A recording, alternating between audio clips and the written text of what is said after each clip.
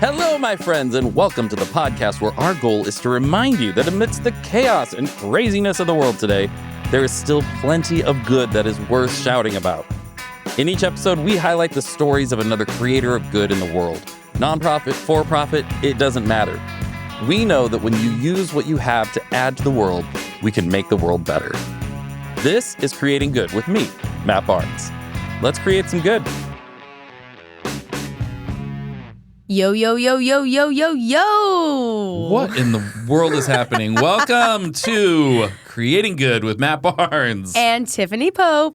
Yes, it's, we're doing this again. We're doing this. We're doing it back. again. We're back. It's what we do. Yep. Yeah. It's back. We're back with it. Okay, I have a question because I want to get right into it. You want to get right into I just want to get right into this. Okay. So I used to play like Club Penguin and like Pop Tropica. Right? I have no idea what the words you're saying are. You don't know what Club Penguin is? Club Penguin? Yeah, it was like basically like in this world, like you were able to like be friends with different penguins and like you had your own house, like you were able to play games, you were able to go skiing, like do all these quests. What are you even talking about right now? Okay. Is this a video game? Yeah, it's like it was like a computer game. Oh. And you would like I had no context. You're saying Club Penguin. You're right. It's like, well, did you go to a club? Was it? I don't understand what this is. Really going to a club called Club Penguin? I have no idea. You do weird stuff, okay? Okay, the reason why I asked was because did you have anything equivalent to that in your day and age? In my day and age? Well, there, let me tell you, back when I was a young whippersnapper, we used to go down and play at the watering hole, and I don't know. Yeah, what was that? I don't. Were we from the Wild Wild West? Well, I don't know. You're treating me as though I am some ancient. Because you are. Okay. Let's calm down a little bit there. Well, we had Sim City and The Sims. Okay. You know that? The Sims. The Sims. Right? Well, now it's what's Sim City? It started. The original was called Sim City. Okay. And it was a game where you tried to build a city. Yeah. And like, man, I have not thought about this since. In forever? Forever. It's so I'm old. having flashbacks to when I was a kid. Oh, okay. And you would like they could be like an earthquake in your city, and you had to rebuild buildings and things like that. But it was super low res. Like, the quality's this probably was horrible. not what you're imagining that The Sims actually became. Okay. So well, I was just curious. It started as SimCity, as building out your city and like growing it and all that kind of stuff.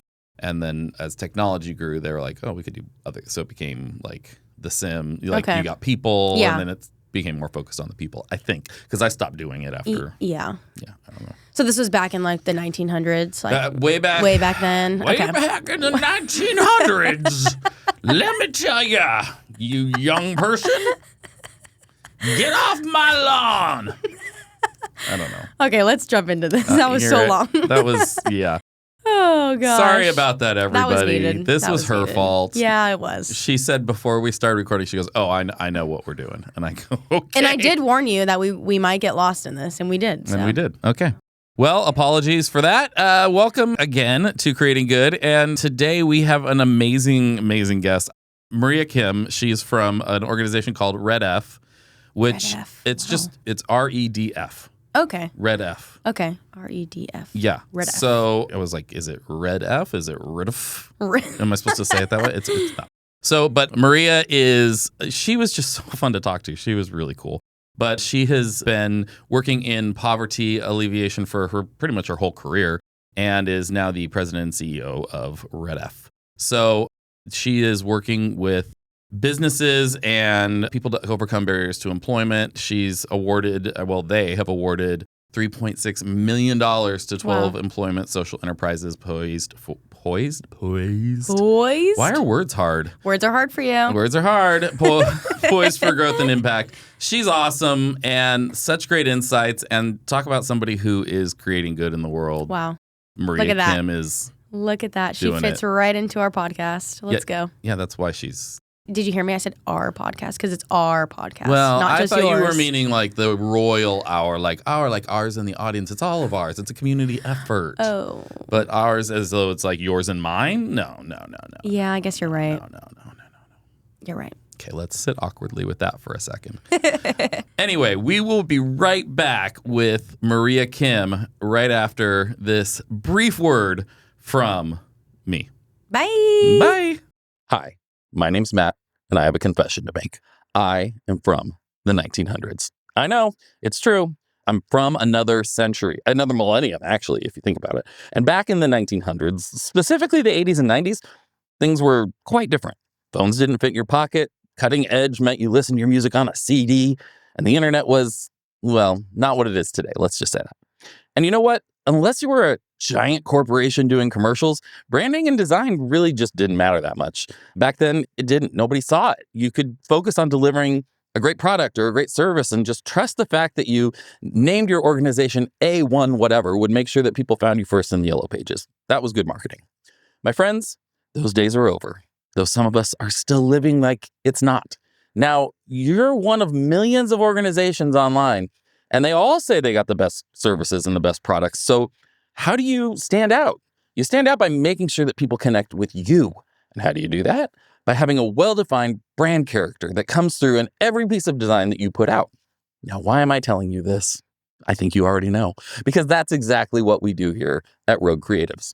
We help people doing amazing things in the world make sure that your brand character is front and center so that your audience can connect and be brought into a story that they deserve to be a part of. Yours. So, get started today. You can visit roguecreatives.com/creatinggood to schedule a free brand consultation and take our free online brand character quiz. And everybody loves a good online personality quiz. Like, they're really fun and it's free. So why wouldn't you do that? So go to roguecreatives.com/creatinggood to begin defining your brand character today. There's no commitment, no risk at all. And to be honest, we just want to be your new best friend. We like you. So roguecreatives.com/creatinggood. Rogue Creatives. Seriously, creative storytelling. All right, on with the show. Well, I'm here with Maria Kim. Maria, thank you so much for agreeing to do this and being here today. Thank you so much for having me. I'm looking forward to it. Of course, yeah. So we always start off with a segment we call 3 random questions, and we've got a really long list of random questions, and then we have a randomizer that chooses 3 of them. Oh, amazing. Okay. Okay, so here we go. Here are your 3 random questions for today to break the ice, So if there is a multiverse, what is the alternate universe version of you doing? Oh, hell. Dang. Well, for fun, I watch like all the acronym shows. NCIS, CSI, SVU, all the things. So I'm obviously solving crimes somewhere in the multiverse, obviously. Yeah. I can see that. Just from the 30 seconds that I've known you, I could see you out there with Olivia Benson with a badge, just taking those perps down. I don't know. Well, then that might lead into this next question, which is, what is your comfort show? What is the show that you could watch just anytime? Well, it is NCIS. I'm sure I could, because there's so many permutations of them, LA and DC and God knows where. So I could binge all of that. No problem. Okay. All right. Which one is your favorite? I suppose I should say LA, since that's where I lived. But sadly, it's no longer in the rotation. So. Oh, it's not? No. I don't know. Too expensive? Los Angeles? I don't know. You are in LA. I thought you were in San Francisco. We're headquartered in San Francisco. I live in LA. We also have a second office in Los Angeles as well. Yeah. Nice. All right. I don't want to get too ahead of myself here. I still have one more random question for you before we get into actual real stuff. If you could insert yourself into any film of all time, your favorite film of all time, what would it be? Oh. It doesn't have to be your favorite film, but one that you would want to be a part of and in. This might be a totally random answer, but Eternal Sunshine of the Spotless Mind. Ooh. Do you remember that movie? Yes. Like Jim Carrey, Kate Winslet. Yeah, deep cut. I was obsessed with that movie back in the day. That was a great movie. I need to revisit that one. I used to have a question in the dating process, just in the spirit of TMI, but it would be like, hey, if you gave me a shoebox with DVDs, because, that's of the era, of movies that would tell me the most that I need to know about you, what would they be? And so Eternal Sunshine of the Spotless Mind was in my shoebox, but that was my go-to question to figure people out. Interesting. All right. How harshly did you judge people's answers? Very harshly. Very harshly. It was a weeding out question, of course. As are these. And you've passed. So we will continue with this interview. Are you married? I am. You are? Just your spouse passed the test? Pass the test. Flying colors. All good. And what movie? His movies are more like base humor, kind of Okay. like Jackass level, but Sure. But Yeah. you need that. You got to have that balance. If you don't have the balance, you're going to be bored. Exactly right. Exactly right. I just can't get my wife to watch horror movies with me, and it just drives me nuts. Oh, I'm in her camp. I'm not feeling that either. Ever since I got married, I have no one to watch horror movies with, and I don't get to watch them anymore, and it makes me sad. I don't know why. I love a good scare, and she just will not go there. So she'll watch the sci-fi with me. So it's a balance, right? So you get compromised. All right. So Maria, tell us your origin story. Where'd you come from? How'd you get to where you are? And what are you up to these days? Sure. So I'm a Chicagoan, tried and true, though I live in Los Angeles today. And my kind of So deep dish pizza? deep dish pizza for sure. Okay. Well, you have this like weird look on your face, like not deep dish, or what's your... No. I'm California. I was born and raised here. I have no skin in the game on this one. I like all pizza. No discrimination. As long as it's not like cracker, crisp thin, like I don't like that, but thin crust, as long as, it's fine. But I find it fascinating, the Chicago-New York rivalry on this. And see, but occasionally I get, people from Chicago who are like, I could go either way on this. Or I get people from New York that could. And I'm like, this is interesting. I feel like your people might turn on you. I am pretty pizza agnostic, but do I love deep dish pizza? For sure. It's just 1,100. Yeah, it's great. I love it. Yeah. Okay, continue. Sorry. Anywho, sorry. So my origin story. So a pizza eating Chicago. And when I talk about my kind of career story, I chunk it out into 3 chapters, like first 15 years or so in private industry. So in an insurance company, doing the regular work. And then in that journey, 9/11 happened. And just to cut to the quick, I was kind of shook into my core. I had what I call an early midlife crisis where I'm like, I don't know if I'm walking in my vocation. I don't know if I'm doing what I'm supposed to be doing. Like that would just be living into the best version of myself. And so I went window shopping for a couple of years and found a purpose-driven organization called CARA that works with people experiencing homelessness and poverty to help them get back to work. And I worked there for another 15 years, loved it. Like it was a part of me. I felt it deeply to my core. And Kara was a grantee of REDF, where I work today. And so as a grantee, I kind of had a front row seat to like, what is REDF like? What is it like to do more wide work? Whereas at Kara, I was doing more deep work. What does it take to change a system? And so here I am at REDF. We're a venture philanthropy that invests in social enterprises like Kara all around the country to help folks that hit a rough go get back to work. Man, that's awesome. That's so cool. Thank you. My favorite part of doing this podcast is just getting to meet and hear from all the people all over the world doing just amazing work that I've never heard of. Like it gives me hope for the world in a world of, crap. It's nice. So what was kind of the motivation for you to jump from, it was Kara to REDF? What was it that was more, maybe not more appealing, but that made that draw for you? Yeah, I was there for going up on 16 years. And so one of the things that I think is important in the purpose sector is to know when it's time to tag out, is that leadership must evolve, organizations evolve during those leadership transitions, et cetera. So that was one piece of it, not the driving piece of it, but a factor. But the bigger piece of it was, at least 10 million people that are struggling with multiple barriers to employment, be it coming out of incarceration, navigating substance addiction, coming out of homelessness, housing insecurity, being a young person trying to navigate into adulthood. There are so many kind of things that are getting in the way of people being able to be their best selves. And for us at Kara, we were one operation trying to push against that big number. And so my next career jump in my head, I thought, well, what would it take to go wide? What does it look like to try to attack it at a kind of systems level? And REDF is an interesting smush of philanthropy and also public sector kind of agitation. And also we're a consultancy that helps these organizations to grow. So we were hitting it from multiple angles. And that was part of the draw right there. I love that. I think there's so many people that categorize, sort of lump nonprofits into one kind of traditional approach. And more I'm hearing from and seeing people who are, thinking outside the box on how really we can, and you have to, I guess, what are some of the challenges and advantages to approaching it the way that you're approaching it, but, the challenges in that specifically? Yeah. So I'll give one kind of context setter before I hit that question on the nose. You mentioned nonprofit and the challenge of just, what we do in this sector when we lump everybody in one big bucket. The other thing I might say is a challenge is that we're the only sector that defines itself by what it's not, it doesn't make any sense to me to call us a nonprofit sector because PS, we have to generate a profit. We just happen to reinvest our dividends in a different way. So part of what we want to do in this work is just reframe people's thinking around charity, that it's not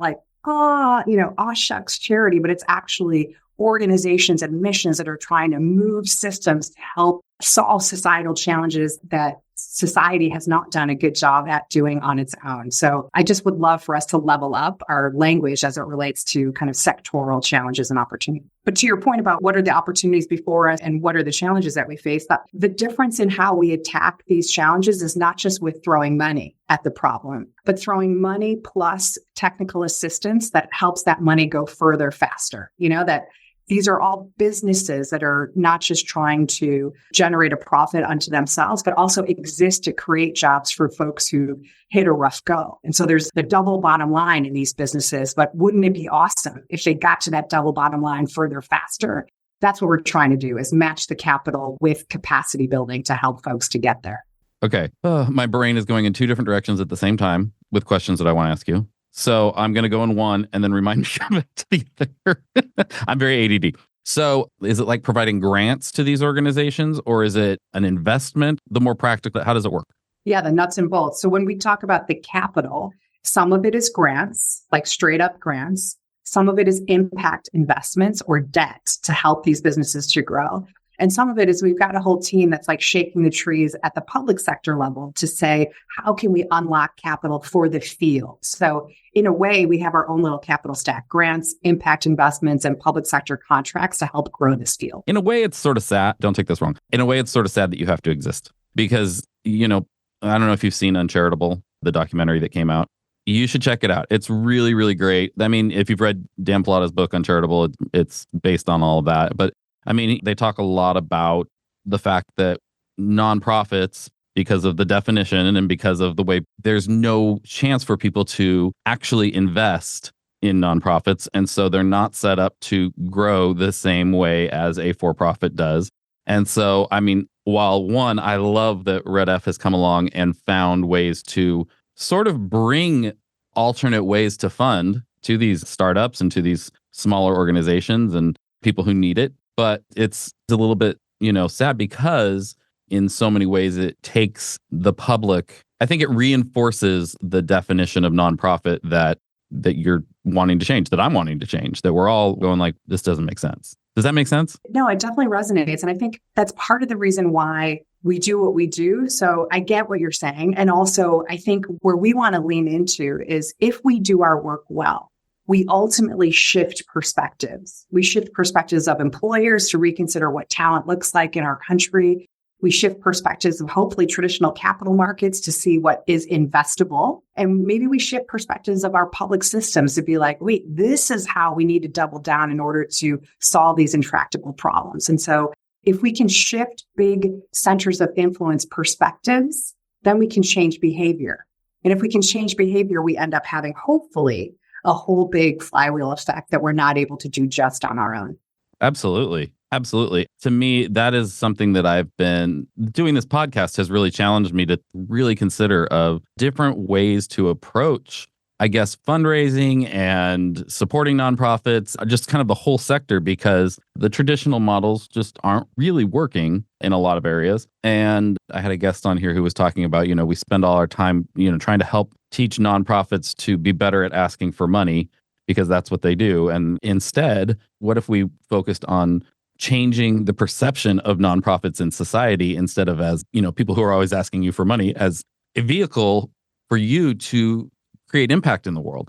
What are you passionate about? There's somebody out there doing that. You can join in on that. You can be a part of it. And I think, so much in a lot of ways, you guys are doing that. You are helping connect organizations and investors and all that stuff with the people who are out there on the, boots on the ground. And that's Well, I hope so. Yeah. Yeah. We want to be a trusted broker for people that are going to trust us with their philanthropy to know that we're going to do right by it. Right? Yeah. We're going to pick the enterprises that need the capital the most, and we'll tag that in with kind of targeted technical assistance to help that money go further than it would otherwise. Right. That's so great. That's so great. And it builds that trust with the public, which is, a big issue. But going back, I think what we were just talking about, but how big of a deal? I mean, my first career was education and I taught English, and I've always been fascinated with language and, the impact of language. The word nonprofit, should we change that? I mean, is the language really getting in the way, do you think? Like, do we need to really redefine our sector so that we can bring the public back into what's happening and make them a part of that story, where right now it does kind of create an otherness, right? Like you said, it defines it by what you're not. I had a guest who said, nonprofit is always trying to remind people nonprofit is a tax status, not a job description. Like, this is not about, but I think we were talking about people in the nonprofit sector. But what about everybody else? What about the perception in culture? And can we change that? Yeah, I mean, my shorthand for this kind of meta question is we live in a tri-sector society, private, public, and purpose. So we're in the purpose sector. So that's like at the highest level. But then I think we should do what everybody else does in business, which is then to say, well, what is it that you do? What is your slice inside the purpose sector? So inside the purpose sector, we would call ourselves a venture philanthropy or social impact consultancy. Like, that's what we do inside this larger intent. But yeah, I'd love to turn that frown upside down, get rid of the term nonprofit, talk about purpose, talk about the intention with which we want to show up in society. Well, and even like finding the blend between some of those sectors, because I think, just as somebody who's involved in both the for-profit and nonprofit worlds, I run the for-profits that I run and work with. I look for purpose in those, and I look for, and even with the people I partner with, I look for people who, whether they're for-profit, nonprofit, doesn't matter. Are they purpose-driven, or are they heart-driven, or is there a bigger thing there? Obviously, everybody needs and wants to make some money, but is there more to it than that? And the more that we can, I think, maybe blur the lines between, for-profit, nonprofit, and more focus on the, like, who's making a difference in the world, whether they're making money at it or not. Like, who cares? Like, who's making a difference in the world could help the public, the general culture, stop differentiating and feeling like, oh, that's that group over there that's always asking me for my money, and I don't know what that kind of thing. Because then there's so many stigmas and things that come along with that of, expecting that people who are in the nonprofit world should not make a lot of money, or should not be successful, or should not have the, be able to decide what they're going to do with their own finances at their organization, with directed giving and all that kind of stuff. And so then that limits innovation, and it limits the talent that you can get, and all those kind of problems. It sounds like I love what you're doing, because I think it's such an approach to kind of address a lot of those issues. But I'm trying to figure out, like, how do I help, like, our clients and the people we work with in the nonprofit sector shift their way of doing things or positioning themselves so that we can see a bigger change? Well, I guess like with most change across sectors, the market is going to demand it, whether or not even the worst actors in our society, whether or not they want to do it, the market will demand it. Employees will demand it. The rising generation is going to be like, nah, if you want my talent, you're going to have to flip and be more intentional around the positive change you want to create in the world, and not just the positive kind of ROI you want on your balance sheet. So I guess that's what gives me faith, is that it doesn't matter if people want to stay stuck in their ways. The rising workforce and the consumer population is going to mandate that it be so. Yeah, I agree. I think the up and coming generation that is poised to make a big change, which I think is perhaps why we're seeing in culture a big sort of clamping down on things by the older generation to try and make things as the same as they can for as long as they can. It's also empowering and giving direction and path to the up and coming generation on, here's how you can do this. Here's what this actually looks like, instead of just being like, I'm mad about this, but I don't know what to do about it. How do people get involved in what you're doing? I mean, it's not really the kind of, organization, it sounds like, where you've got volunteers that you're recruiting and that kind of thing. How do people support what you're doing or get involved in it? Yeah, so we've got lots of folks that engage in the mission, but you're right. We're not kind of a soup kitchen where you've got that very tactile, like one-to-one type of relationship. We're a little bit more mezzanine than that. And so the way that organizations engage is through, they can partner with us as consultants. So we've got a bunch of organizations that need various deepening of skills in business models and designing programs and people strategies and infrastructure. So we've got a lot of smart consultants that are kind of following and part of the community. We've got volunteers who come and listen to our entrepreneurs pitch about their innovations and their ideas and give coaching and advice for how to strengthen those presentations. And we've got a bunch of advisory kind of councils that help us pick at some gnarly challenges that we're going through. So a lot of it is brain volunteering more than brawn volunteering, if you will, but very important to what we're trying to catalyze. Yeah, no, it's great. I mean, you're providing, the opportunity for people oftentimes who wouldn't normally get involved in organizational or, nonprofit work because they think, I don't know, I don't have anything to contribute there. There's an opportunity here to contribute in a different way, that's really exciting. I love that. What have been, I guess, looking at your whole career, it was Kara, right? And then now at REDF. What are just some of the challenges that you as an individual have faced just in this sector and have had to overcome? I guess perhaps the biggest one is preconceived notions about what gets people in a pickle that would create the need for the types of businesses that we invest in the first place. So people have preconceived notions about why an individual might be impacted by the justice system, might be coming off incarceration, or why an individual might find themselves homeless. Upending those preconceived notions is like maybe more than half of the work, and being able to say to someone, hey, did you know it's 6 to 8 times more likely to be convicted of a crime if you're Black or brown than if you're white. These are stats that we had back in Cook County in Chicago. Or did you know if you're an individual who's trying to escape a domestic violence situation, the thing that you might do is to actively choose being homeless in order to take yourself and your children to safety. Can you imagine?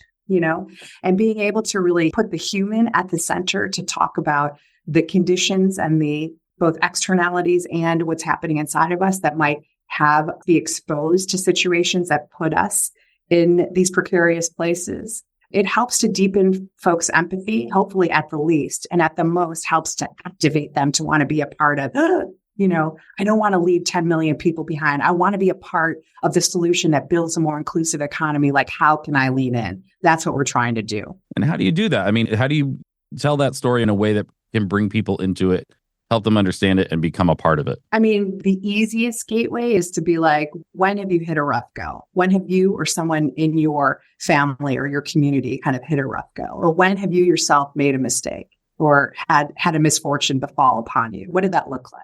Just even stepping back a bit, like, how do you get in front of those people? How are you getting their attention to have those conversations? Yeah. Oh, I got you.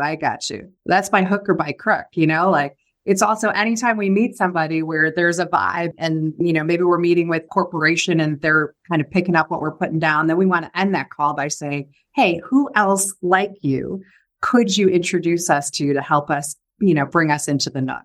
I mean, REDF, we were joking about this before we started the call. It's not a name that kind of rolls off the tongue, right? So we are still a best kept secret. And I'm relying on the good actors for which this mission resonates to be like, damn, I like what that woman is talking about. Who else can we introduce her to that wants to be a part of this movement? Yeah. The best kept secret thing, it always cracks me up because it's like so many, I've been involved, connected in the nonprofit world for a really long time. Orange County here is, there's over 9,000 nonprofits just in Orange County. It's, from what I've been told, it's the most nonprofits per square mile in the country. And I keep saying that. Somebody told me that. I should Google it and make sure it's true. I need to fact check. But there are a lot. I am constantly, even here in Orange County, where I grew up, where I've been involved in the nonprofit world for so long, constantly meeting nonprofits, people in the sector, people doing amazing work, and even large ones that I've never heard of. And then this podcast takes that even further where it's, you're not far from here. I've never heard of REDF. There's so many things. That's not a slam on any of those nonprofits. There's just so many people out there challenged to stand out, the challenge to connect with people and get the word out in such a crowded space, especially when you're like, it's a crowded space. Yeah, but it's all these people that are doing good. And so, it's not competition, all of that. It's just a funny kind of weird place to be, I guess, in that world. I hear you say that, but I'm, as I look over the information that I have on you and what you're telling me, like, you guys aren't a small organization doing just a little bit. You're making a huge impact. No, I was saying everybody should know about you. You know what I mean? But yeah, I mean, I love that. I want that to be true too. I mean, you're right. I think often the kind of misconception about the purpose sector could be like, oh, they're just cute little operations or whatever. And this is an organization that at the end of 2022 cleared a huge milestone. There's over 300 enterprises that have been a part of this community, earning over $2 billion in earned revenue. So take that GDP, you know what I mean? And employing over 100,000 people facing these tough barriers to employment. Now, that is a level of scale that like makes you want to stand up and take some pride with. And also we kind of combat this issue of not being very well known. So we need to somehow tell that story, attach it to larger narratives that this country is trying to mobilize around, and then, show up as an active member as part of the solution. yes. Yeah. I mean, it's always so encouraging for me. I have 5 young kids, and the information that's popping up on my phone every day is not always the most positive. But to be hearing these stories of people like you out there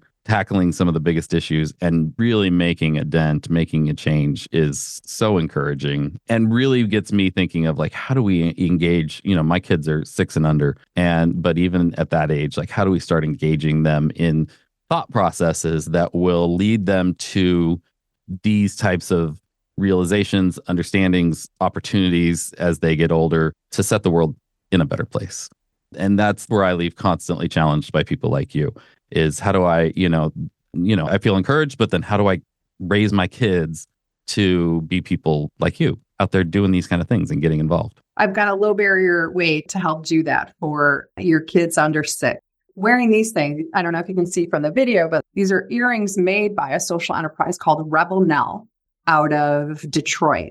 And what they're doing is they take the fallen graffiti all over Detroit, clean it, scrub it, and create gorgeous jewelry as a result, employing women navigating homelessness in the creation of this great jewelry.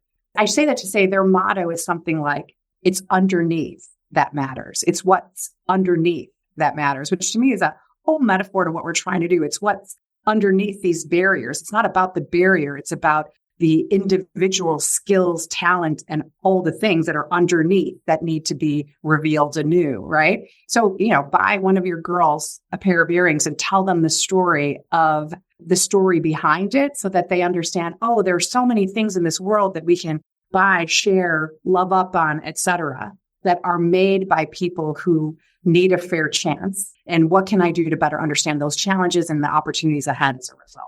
And there's hundreds of organizations like this around the country that y'all can check out on our website. But it's one that I just find, quite lovely in both what it does and the story underneath it. Yeah, there's such a great symbolism there and great story and easy way to communicate that even to, like you said, like to my kids. That's so great.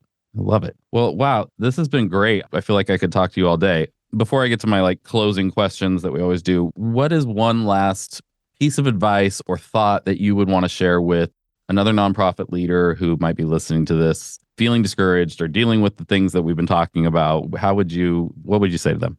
For other purpose leaders, the message is you're not alone. Like it may feel lonely sometimes, but you just kind of have to kick yourself in the butt and remind yourself you're not alone, and there are people like me that I crave being in community with other folks. So I put myself out there like, hey, if you want to have a chat with me, hit me up on LinkedIn. I'm happy to do it. But also just remember that there are so many entrepreneurs out there in this world that want the same world that you do. And so please don't forget, you're not alone and we're here to support. That's so great. All right, Maria, let me ask you a few questions to wrap up. Where do you find community and how do you connect with them? This June, actually, we'll have a community of entrepreneurs descend upon Los Angeles. And so to be in a room with 150 entrepreneurs who are trying to do this work, like my heart goes on fire. So I guess my next big surge of community will be in just a few weeks in June. That's awesome. How do you avoid burnout? How do you keep going? I avoid burnout by not working all the time.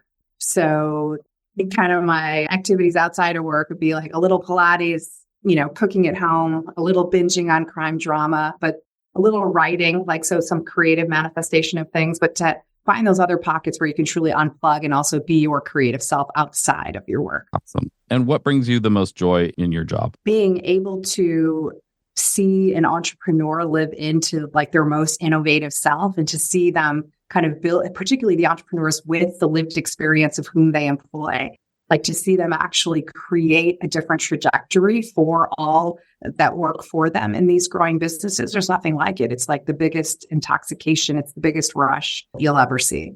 All right. Well, Maria Kim, I think you might be my new hero. This has been great. I'm so excited about what you're doing. Tell the people where they can find more about REDF and about connect with you or whatever. Right on. They can find all good things about REDF at redf.org, redf.org. And they can hit me up on LinkedIn, Maria Susan Kim. Nice. One last question I have to ask. What does REDF stand? Does it mean something? Yeah. It stands for the Roberts Enterprise Development Fund. Ah. So it was named after George Roberts, who is the founder of KKR, co-founder of KKR. The notion was, what would it take if we took the principles of venture capital and applied them to social challenges? What could be the unlock as a result? And hence this venture philanthropy was born. Got it. Okay. All right. There you go. I'm like, REDF. What is a REDF? Yeah. All right. Well, thanks so much, Maria. I really appreciate you doing this. And I can't wait to hear more about the impact you guys are having. And I'm sure spread the word. It'll be great. Thank you so much, Matt. I really appreciate it. Yeah, absolutely. Creating Good with Matt Barnes is recorded at Rogue Collective in beautiful Newport Beach, California. It's hosted and executive produced by me, Matt Barnes, with an assist by my chaos coordinator, Tiffany Pope. Production is by our amazing friends over at Fame, the B2B podcast agency, along with Belinda Carter-Thompson and the team here at Rogue Creatives. Production lead is Mike Love at Fame. Writing is by Will Ainsley at Fame and Matt Barnes and Taylor Bolanos of Rogue Creatives. Miguel Mendoza of Fame is our audio editor, and Arslan Yacoub from Fame is our video editor. Creative direction and design is overseen by Corey Hill of Rogue Creatives. Our artwork is designed by the Rogue Creatives team and Rufino Mejia of Fame. Theme music is composed and performed by Jared Atherton of Chapters. Marcus Ponta and Mike Love of Fame do our booking and guest relations. Huge thanks to our amazing guests for joining us for this episode, and thank you to all of you incredible listeners for tuning in. If you enjoyed the show, and if you're still listening at this point, I'm assuming you did, don't forget to help us spread some good by giving us a good or great review. Preferably the, 5 stars kind with really nice words, telling us how much you loved it, telling everybody else how much you loved it. Also, tell your friends and subscribe so we can come straight into your potholes each and every time we have a new episode. For more information about Creating Good or to join us at a live event in Orange County, California, visit our website at creatinggood.co. We'll catch you next time. Nonprofit Connect with Matt Barnes is hosted and executive produced by me, Matt Barnes, with an assist by my chaos coordinator, Tiffany Pope. Production is by our amazing friends over at Fame, the B2B podcast agency, along with Belinda Carter-Thompson and the team here at Rogue Creatives. Production lead is Luke Audi at Fame. Writing is by Sam Hollis at Fame and Matt Barnes and Taylor Bolanos from Rogue Creatives. Nemanja Koljaja of Fame is our audio editor, and Arslan Yacoub from Fame is our video editor. Creative direction is by Corey Hill of Rogue. Our artwork is designed by Hopo Kelly and Joshua Marino at Rogue, and Ian Salas of Fame. Theme music is composed and performed by Jared Atherton of Chapters. Luke Audi of Fame does our booking and our guest relations. Huge thanks to our amazing guest for joining us for this episode, and to all of you incredible listeners for tuning in. If you enjoyed the show, and I don't know why you wouldn't have, don't forget to help us spread some good by giving us a good review. Preferably, 5 stars with lots of words saying how amazing we are on whatever platform you're listening on, Apple Podcasts, Spotify, whatever it is. Also, tell your friends and subscribe so we can come straight into your potholes each and every time we have a new episode. For more information about Nonprofit Connect or to join us at a live event here in Orange County, California, visit our website, npconnect.roguecreatives.com. We'll catch you next time.